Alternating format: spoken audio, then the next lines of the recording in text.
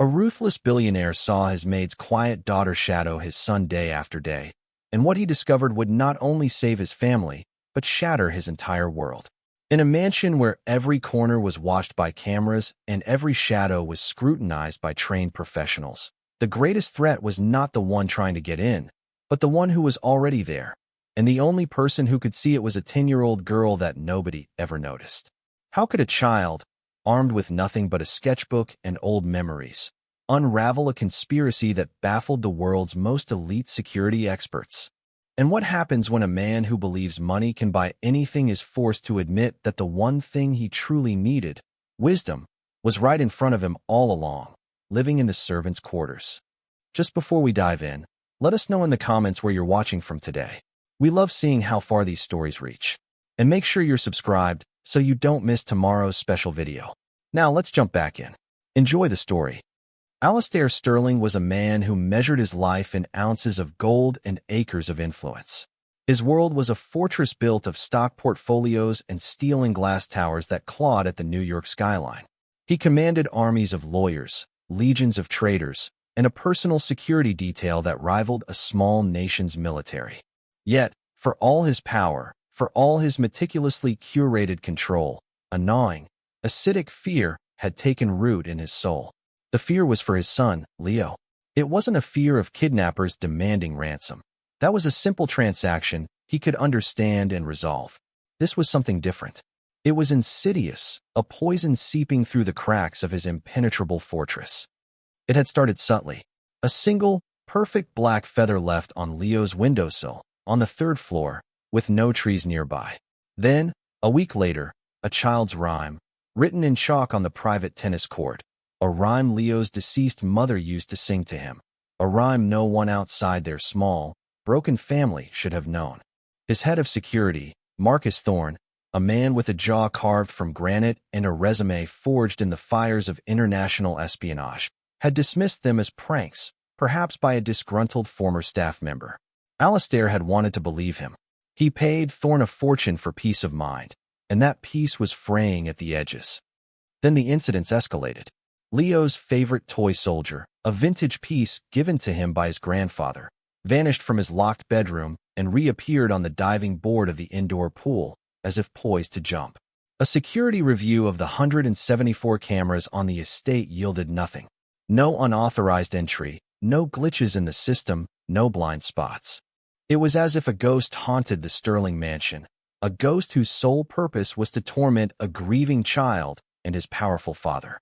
The expensive silence of the estate was no longer a comfort. It was a holding of breath, a prelude to the next violation.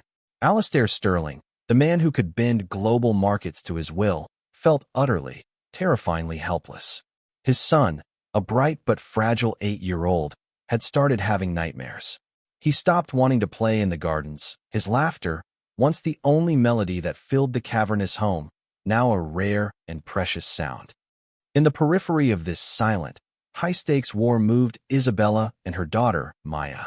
Isabella was the head housekeeper, a woman of quiet dignity and almost monastic efficiency. She managed the household staff with a gentle but firm hand, ensuring the Sterling mansion ran with the precision of a Swiss watch. She was, in Alastair's world, a part of the machinery, a reliable and utterly invisible component. Her daughter, Maya, was even more so. A 10-year-old girl with eyes the color of old secrets, she was a whisper in the grand halls. While her mother worked, Maya would find a quiet corner, a window seat in the library or a bench in the solarium, and lose herself in a world of her own making. She was always drawing, not the doodles of a typical child, but intricate diagrams, patterns that spiraled and branched, maps of places that didn't exist. She rarely spoke, but she watched everything. Alastair would occasionally see her out of the corner of his eye, a small, still figure in a world of constant, anxious motion. He paid her no more mind than he did the antique grandfather clock in the foyer, another silent observer of his life.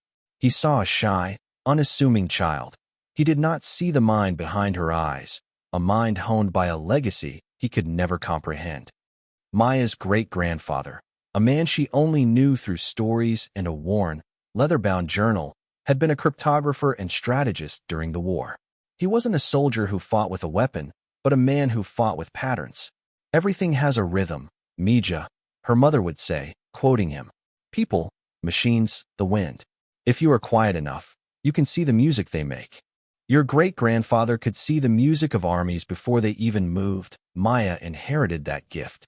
In the chaotic movements of the household staff, the precise schedules of the security patrols, the flight paths of birds in the garden, she saw symphonies of cause and effect. And recently, she had noticed a new instrument in the orchestra, one playing a discordant, menacing tune. The breaking point came on a Tuesday. Alistair was in the middle of a video conference with his board in Tokyo, a deal worth 9 figures hanging in the balance, when Leo let out a piercing scream from the playroom. Alistair's heart seized. He threw his tablet onto the mahogany desk and ran, his security team converging on the sound from all directions. They found Leo huddled in a corner, pointing a trembling finger at the large digital screen that usually displayed animated sea creatures. Now, it showed a single, blinking word in stark white letters against a black background, soon. That was it. No threat, no demand.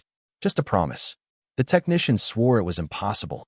The system was on a closed, internal network, air-gapped from the outside world.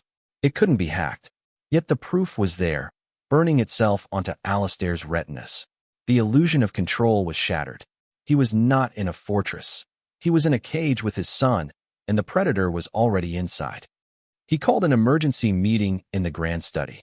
The room was a monument to his ego, lined with first-edition books he'd never read and artifacts from civilizations he couldn't name. Marcus Thorne stood before him, flanked by 2 of his top analysts, their faces grim. They had nothing. No leads, no theories, no explanations. We're sweeping the entire staff again, Thorne said, his voice tight. Polygraphs, background checks going back 3 generations. We're analyzing every kilobyte of data that has moved on this property for the last 6 months. You've been doing that for weeks. Alistair roared, his voice echoing in the cavernous space. He slammed his fist on the desk, the sound making the analysts flinch. I pay you more than the gross domestic product of some countries, and you tell me nothing. A ghost is waltzing through my home, terrorizing my son, and you're sweeping the staff? His rage was a physical force, a storm contained within the paneled walls. He felt a vein throbbing in his temple. He was losing. For the first time in his adult life, Alistair Sterling was comprehensively, humiliatingly losing. It was in that moment of pure, incandescent fury that his eyes fell upon a small figure curled up in the leather armchair by the fireplace. It was Maya, Isabella's daughter. She was supposed to be with her mother in the kitchens, but the commotion must have drawn her in.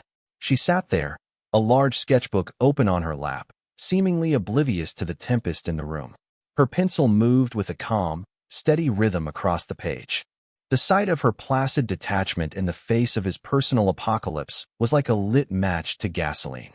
"What are you doing here?" he snapped, his voice dripping with venom. Maya looked up, her large, dark eyes blinking slowly, unfazed by his anger. Her mother, Isabella, appeared at the doorway, her face pale with apology. "Mr. Sterling, I am so sorry. She was just waiting for me to finish." Alistair ignored her. He strode over to the girl, his shadow falling over her. He looked down at her sketchbook, expecting to see a cartoon or a flower. Instead, he saw a complex web of lines and symbols. It looked like a map of the estate, but distorted, with arrows indicating movements and timings, circles highlighting specific locations. The tennis court, Leo's window, the indoor pool. It was a schematic of their failure. A cruel, bitter laugh escaped him. "What is this? A child's game? Are you playing detective?" He turned to his security chief, a savage grin twisting his lips. "Look, Thorne, we've got a new consultant. Maybe she can find the boogeyman." The analyst shifted uncomfortably. Thorne's expression hardened. "Sir, this is not the time." "Oh, I think it is," Alistair sneered, his gaze locking onto Maya. He crouched down, bringing his face level with hers. The smell of expensive cologne and sheer rage washed over her. "You think you know something my team of experts doesn't? You, a little girl who sits in corners all day." He gestured around the opulent room. "Tell you what, you solve this little mystery for me, and I'll give you $1 million. How does that sound?" $1 million to go with your little drawings." The room fell silent, the air thick with humiliation. Isabella stepped forward, her hands trembling. "Please, Mr. Sterling, she is just a child. She means no harm." But Maya didn't shrink away. She didn't cry. She simply looked at the powerful, broken man in front of her and spoke. Her voice as quiet and clear as a bell. "You're looking for someone who breaks in," she said, her tone not accusatory, just factual. "You should be looking for the holes that are already there." Alistair stared at her, taken aback by her simple, unnerving confidence. The sarcasm died on his lips, replaced by a flicker of bewilderment. "What did you say?" "The feather," Maya said, her finger tracing a line in her sketchbook. "It didn't come from the outside. It was placed from the inside. The wind on that day was blowing southwest. The feather was on the northeast corner of the sill. It would have blown away, not settled there. Someone had to put it there. Someone who was already in the room." Thorne stepped forward, his professional pride stung. "That's impossible." The room was locked. Leo was the only one inside. "The room was locked from the hallway," Maya corrected him gently. "But the service duct in the wall, behind the bookshelf? It connects to the master bedroom's ventilation system. The grate is loose. My great-grandfather taught me that every fortress has a forgotten path." Alistair felt a cold dread creep up his spine. He exchanged a look with Thorne, whose face had gone pale. "How in God's name would you know that?" Alistair whispered, the question devoid of its earlier mockery. "My great-grandfather's name was Daniel Cortez," Maya said softly, as if the name itself was an explanation. "He taught me how to listen to buildings. He said they all have stories and secrets." Alistair didn't recognize the name, but an older man standing behind Thorne, a senior consultant named Peterson who rarely spoke, took a sharp breath. Daniel Cortez? The labyrinth? He was a legend in Allied intelligence. He could map a facility in his mind just by walking through it once. "I thought he passed away years ago." "He did," Maya confirmed, her gaze unwavering. "But he left his journals." The atmosphere in the room had shifted. The tension of anger had been replaced by the electric hum of possibility. The mockery had evaporated, leaving behind a stunned silence. Alistair Sterling, the billionaire who had everything, looked at the maid's daughter, the girl who had nothing but a pencil and a legacy, and felt the foundations of his world begin to crack. "All right," he said, his voice now low and serious. "The challenge stands. $1 million. Show us. Show us what we're missing." Maya nodded slowly, a solemn acceptance of a task she had already begun. She stood and walked over to the massive mahogany desk, her small form almost swallowed by the grandeur of the room. "I need the blueprints of the house," she said, not to Alistair, but to the room at large. "The real ones, not the architectural drafts. The ones showing all the service routes. And I need the staff schedules for the last 6 months. All of them. And the security patrol logs." Thorne hesitated, looking to Alistair for confirmation. To hand over that level of sensitive information to a child was a breach of every protocol he had ever known. Alistair gave a sharp, decisive nod. "Give her whatever she wants." For the next hour, the study was transformed. Blueprints were unrolled across the desk and floor. Reams of paper detailing schedules and logs were stacked high. The team of elite security experts stood by, their arms crossed, watching as a 10-year-old girl took command. Maya didn't use their high-tech tablets or predictive algorithms. She requested a box of colored string, pushpins, and markers. She worked in a focused silence, her brow furrowed in concentration. The perspective shifted, the world falling away until it was just her and the patterns. Her great-grandfather's voice echoed in her mind, a warm and steady presence. "Don't look at the enemy, Mija. Look at the space around him. The void he creates tells you more than his actions. People look for noise, for the loud explosion. The true master of strategy uses silence. He moves in the moments when everyone is looking somewhere else." She pinned the blueprints to a large corkboard brought in from a conference room. Then, she began to map the incidents. A red pin for the feather. A blue one for the chalk rhyme. A yellow one for the toy soldier. A black one for the message on the screen. She then took the staff schedules and began cross-referencing. Her hands moved with an eerie certainty, a dance of pure logic. The men in the room watched, mesmerized. They were accustomed to data streams and satellite surveillance. This was something older, something more primal. This was the art of seeing. She started connecting pins with string. A red string for the cleaning crew's schedule, a green one for the gardeners, a blue one for the kitchen staff. A tangled web of colors soon covered the board, a chaotic mess to the untrained eye. But to Maya, a picture was emerging. Her great-grandfather's voice returned. A good lie is not a single grand falsehood. It is 100 small truths arranged to point in the wrong direction. Your opponent is making you look for a monster. But this isn't a monster. This is a committee. Here, she said finally, her voice cutting through the silence. The men crowded around the board. Her small finger pointed to a convergence of strings.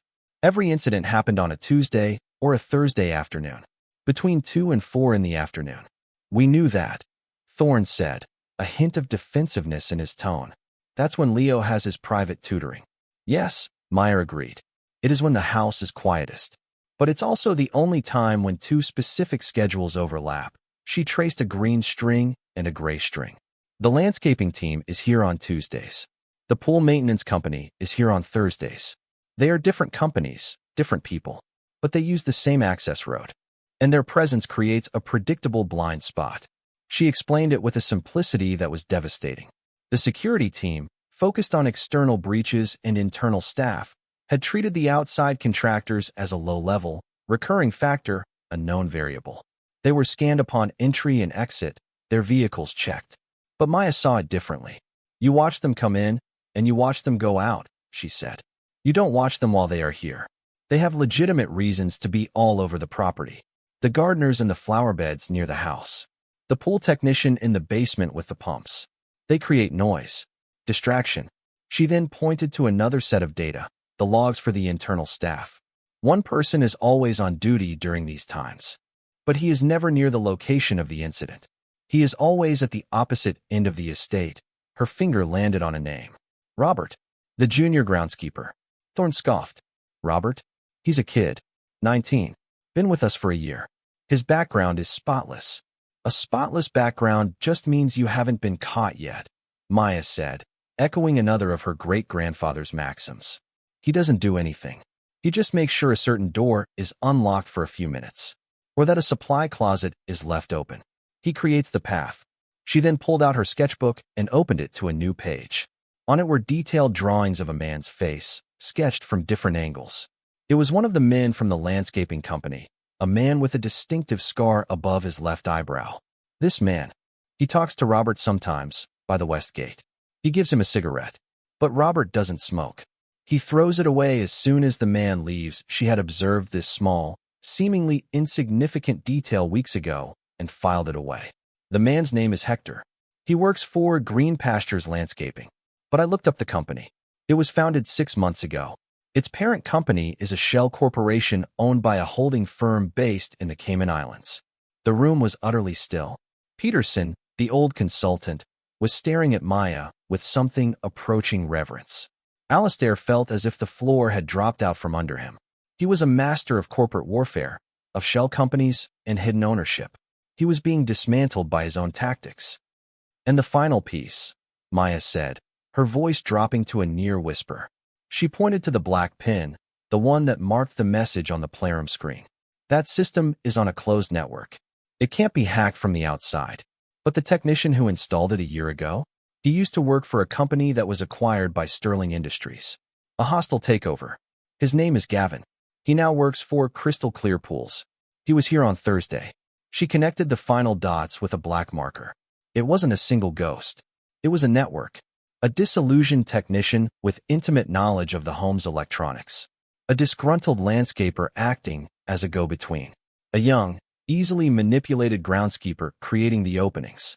They were all pawns, moving in a coordinated campaign of psychological terror. They were never going to hurt Leo, Maya concluded, looking directly at Alistair. They were trying to break you. To make you feel helpless in your own home. To make you so distracted by the fear that you would make a mistake in your business. The name of his most bitter rival, a man he had nearly bankrupted in a recent acquisition, hung unspoken in the air. The motive was clear. It wasn't about money. It was about revenge. Alistair Sterling stood speechless, his jaw slack. The complex, multi-million-dollar puzzle that had tormented him for months had been laid bare by a child with some string and a sketchbook. His entire team of highly paid experts, with all their technology and training, had been looking for a battering ram at the front gate, while the enemy had simply walked through a series of unlocked doors they themselves had propped open. The humiliation was absolute. It was followed by a wave of profound, bone-deep gratitude. She hadn't just solved the problem. She had saved his son from a childhood defined by fear. Thorne moved quickly, speaking into his wrist communicator, deploying teams to intercept Robert, Hector, and Gavin before they could be alerted.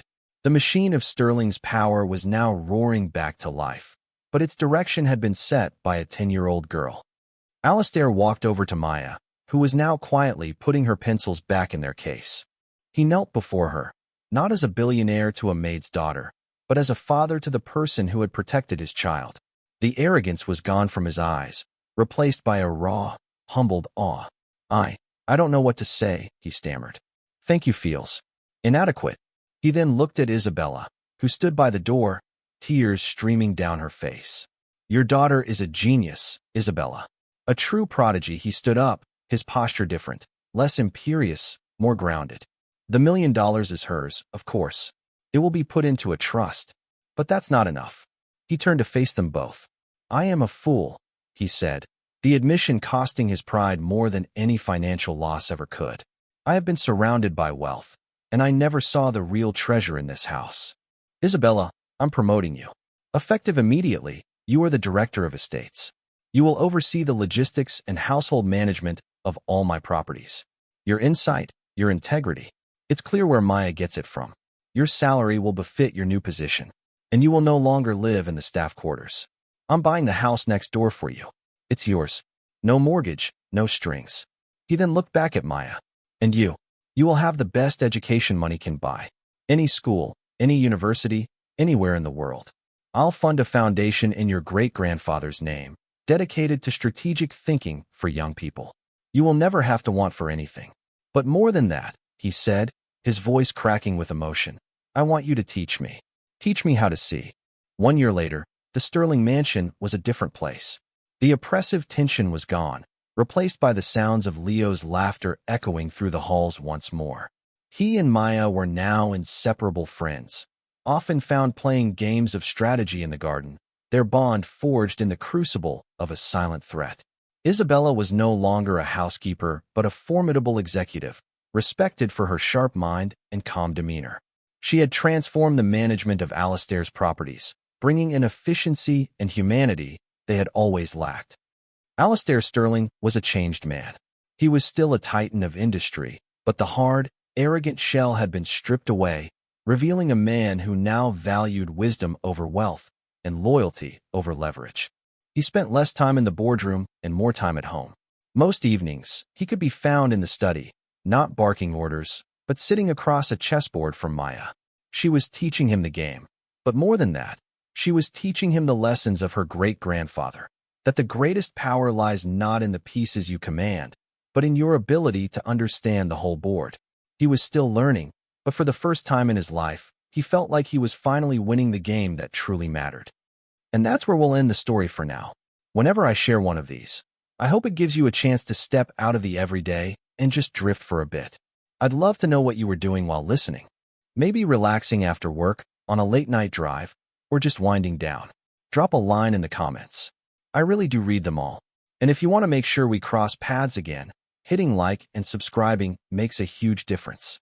We are always trying to improve our stories, so feel free to also drop your feedback in the comment section below. Thanks for spending this time with me.